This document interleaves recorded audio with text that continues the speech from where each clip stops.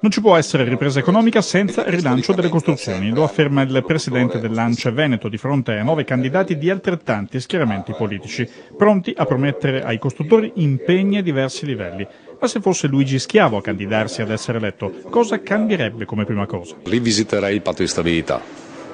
Rivisiterei il patto di stabilità che per assurdo le amministrazioni hanno capacità indebitatorie, non possono farlo, soprattutto le amministrazioni virtuose, quelli che negli anni scorsi sono stati attenti alla spesa e non possono spendere i soldi. I candidati hanno sottoscritto un documento di proposte, ognuno di loro ha offerto la propria prospettiva, chi pensa a tante opere piccole come Giulio Marcon di SEL, chi ha sottolineato i danni della finanza di progetto come Laura Puppato del PD e Francesco Celotto del Movimento 5 Stelle. Interventi di edilizia sociale piacciono a Massimo Cavazzana dell'UDC e a Maurizio Milan di Fare per fermare il declino.